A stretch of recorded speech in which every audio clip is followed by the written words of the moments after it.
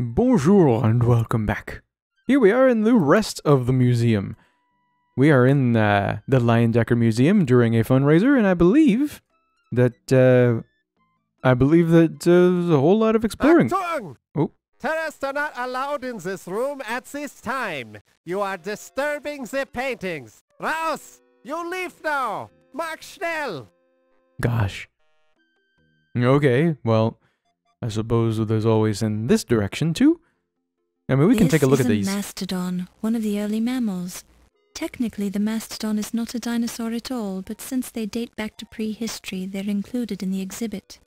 This particular example of the order Proboscidea is the Mammoth americanus, or North American mastodon.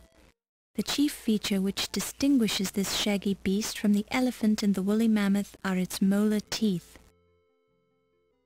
And where would those teeth be exactly? I mean, I see we got these gigantic tusks and whatnot, but there doesn't seem to be a lower jaw on this one. This is an Eriops skull. Such a large capacity mandible and teensy capacity cranium. No, isn't it adorable? Okay. So let's, we can walk around a little bit. Indeed, we are meant to. There's so little else going on in the front of the exhibit that, well, I mean, there's nobody to talk to, there's nobody to listen to. The male and female triceratops look every inch the proud parents. Suspended overhead by thin wires, the pterodactyl frozen in mid-swoop presents a most horrific tableau. My. I really should stop wasting my time right-clicking to get to different things. Right-clicking to get to the different icons. I could just scroll up all the way over here. Now, I remember we can take this guy. You pick it up and place it in your purse. Let's have a look at what that is. The thigh bone from a young Tyrannosaurus rex who no longer has any need for it. Correct. Once again, this is a Sierra title. This is, on top of that, a point-and-click adventure, so we have to take everything that we can see. I mean, we can see this guy, but... Tyrannosaurus rex. His name is Rex. Isn't that clever? We can't take him, but we can probably do something with him. The sign says, yes. Push button to hear Rex speak. Ooh. This in 1926, you really think that they had animatronics? I mean, it's limited. Welcome to the Leyendecker Museum Dinosaur Display. My name is Rex, and I'd like to tell you about myself. I'm a type of dinosaur known as Tyrannosaurus rex, which means king of the tyrant lizards. Although I was not the largest type of dinosaur, I was the largest predator ever to walk the earth. Some of my friends were 40 feet long and weighed 8 tons, with teeth that were 6 inches long. Your modern elephants don't weigh more than 6 tons. I lived between 250 and 65 million years ago, during a period known as the Age of Dinosaurs, also called the Mesozoic era. The first complete skeleton of a Tyrannosaurus rex was found just 24 years ago in Montana in 1902. Although there were many meat-eating dinosaurs, I was considered the best killing machine who ever lived. Speaking of which, I'm feeling a bit hungry. Would you like to volunteer to be my next meal?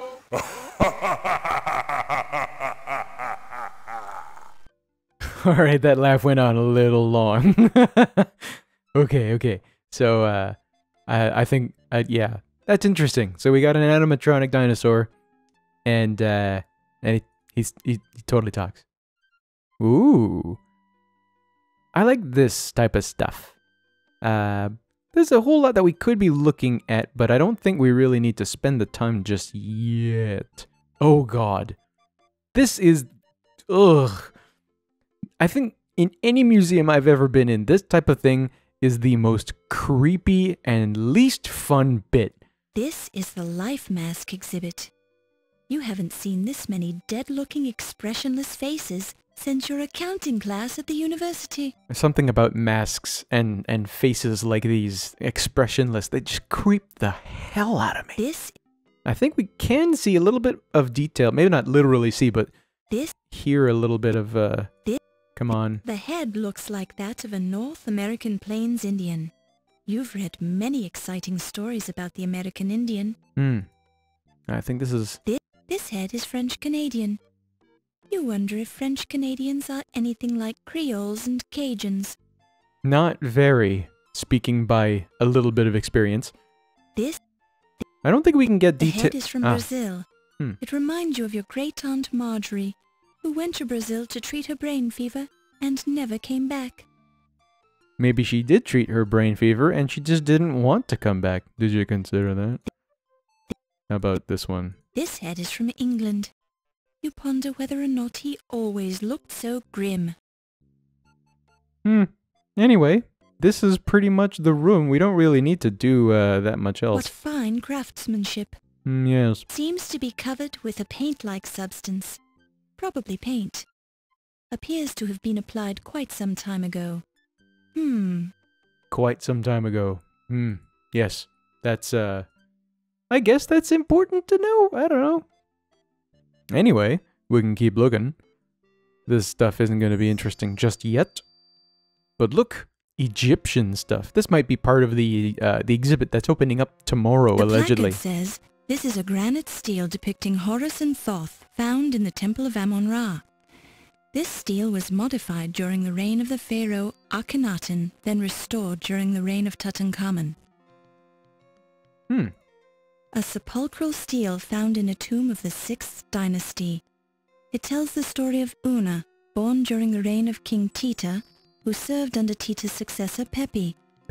Una died during the reign of King Merena, full of days and honor. Interesting. A sturdy window that looks out on the city of New York. New York. The mummified corpse of Amenophis III, also known as Amenhotep III, or Memnon by the Greeks. He built large temples to Amun-Ra, both at Karnak and at Luxor. I wonder how historically correct In the 5th this year of is. his reign, Amenophis marched into Nubia to quell a mighty rebellion. He also ruled over the Mesopotamians, since his kingdom was quite large. We also know that Amenophis was a mighty hunter who slew 102 lions during the first 10 years of his reign in his spare time.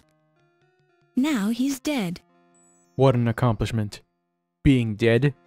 It's admirable. This pyramid is a model of the Great Pyramid of Cheops, Khufu, as it appears today. Originally, the entire surface of the pyramid was covered with smooth, polished limestone. This covering has worn away over time to reveal the stepped surface we see now. The base of the Great Pyramid covers 13 acres and was built with over 2 million stones to a height of 480 feet. Construction took 30 to 50 years. That sounds realistic. It looks remarkably like a glass case in the shape of a pyramid. A small card informs you that this case contained the famous dagger of Amun-Ra, which is now missing. No, perhaps we can use a magnifying glass on this. Although there are a few scratches on the glass case, there are no signs of forced entry into the display. There aren't even any fingerprints. That's curious. I wonder if we can... Oh. Oops. Congratulations. You've cracked the case of the dagger of Amun-Ra. Ah, yes. Humor.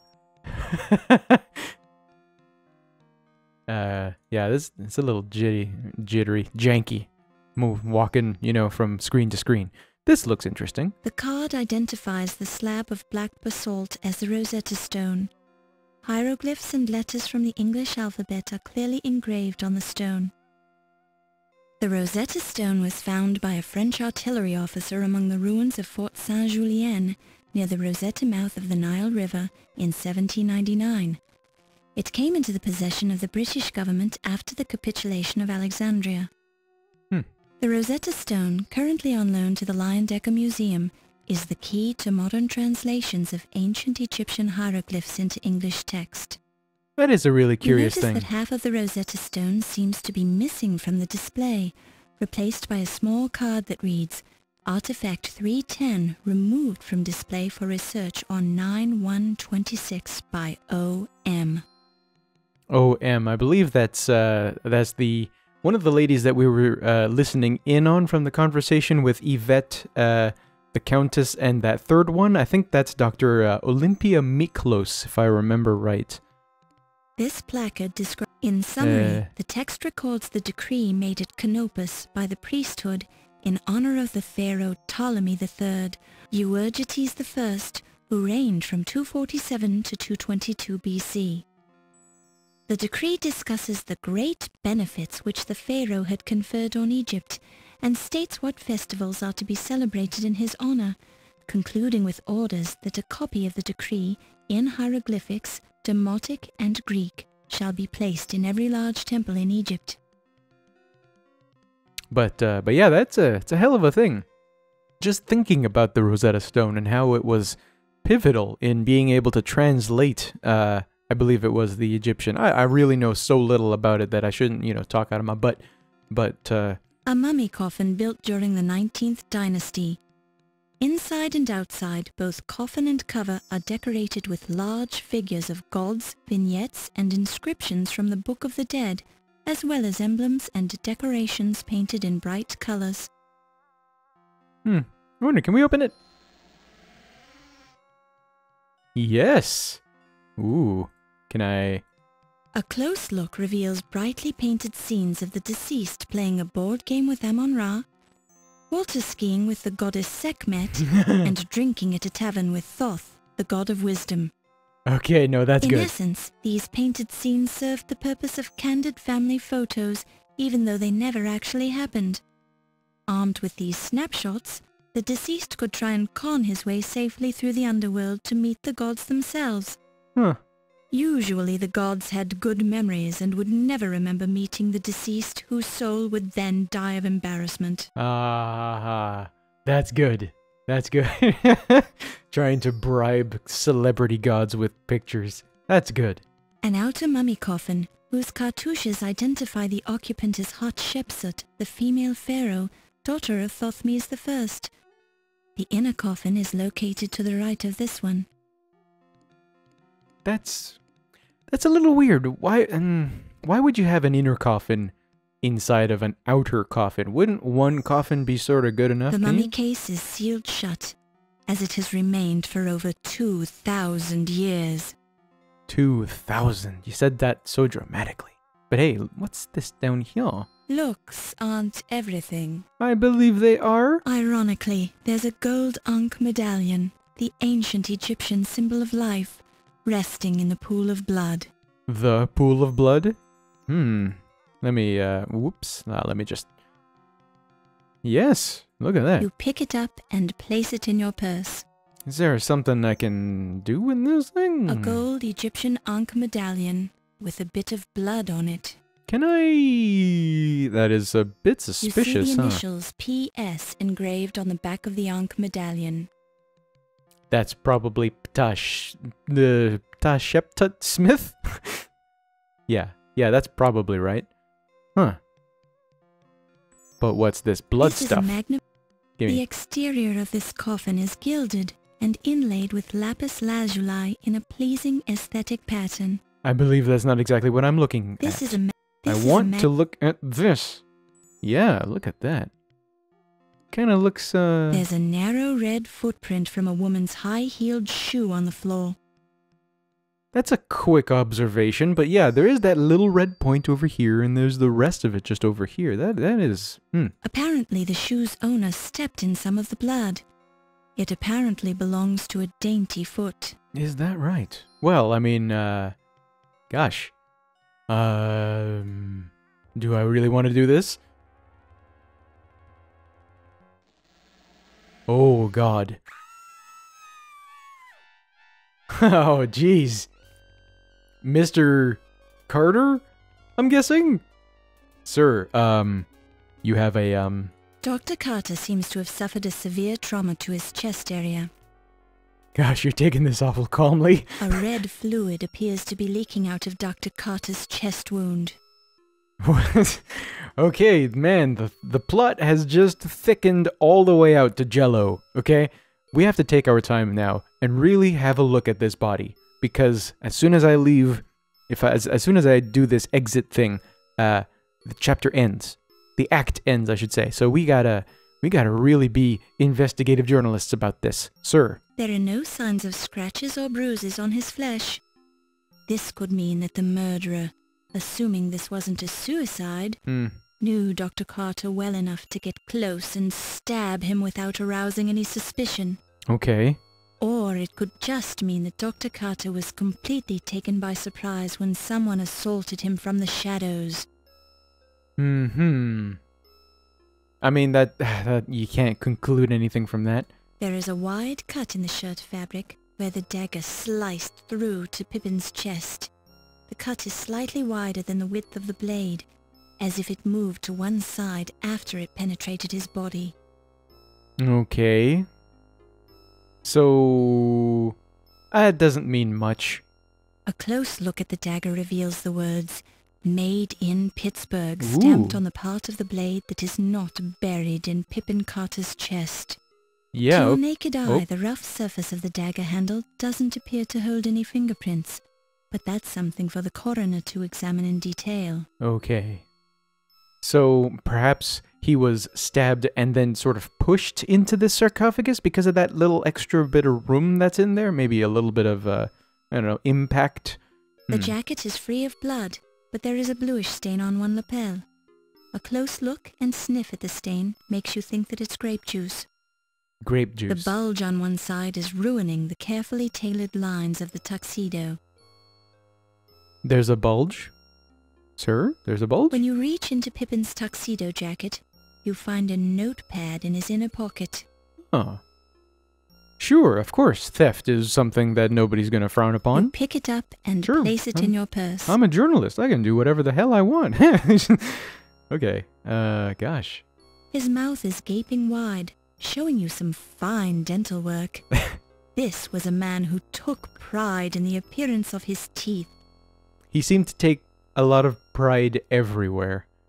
Pippin has a flower in his lapel, but it looks quite innocent. Gosh, man, oh man, oh man.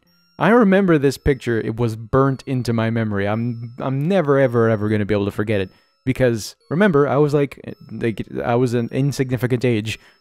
I found this whole thing really quite terrifying. By removing the notepad from Pippin's pocket. Yes. There is nothing else. We can't take this. You don't want to touch this dagger.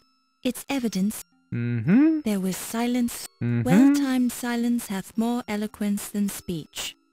Martin Tupper. Well said. There was Okay. I don't think there's anything else that we can really look at. I don't think. There are no signs of scratches or bruises on his flesh. This could mean that or it could just mean that Dr. Carter was Okay, so it looks suspicious. There was a woman's high-heeled shoe just outside. There was also Mr. Smith's ankh just outside. So, man. Okay, so we got two people who are incriminated in this, but we can't conclude anything just yet. Oh, hello. We are now 8:15. You scream like a banshee, lass. Did you kill the man then? No, I just walked in here and found him. I suppose that would explain your screaming then. Did you see the murderer? No. All right, I'll talk to you later after you've had a chance to calm down. Just don't try to leave the building. Well, geez. That really spells it out. Now, not only do we have a burglary, but we have murder. Ooh. Yeah, we'll get into Act 3 real soon. Act 3 is going to be one of the most significant acts in this entire game. So, yeah, I can't wait to get into it. See you soon.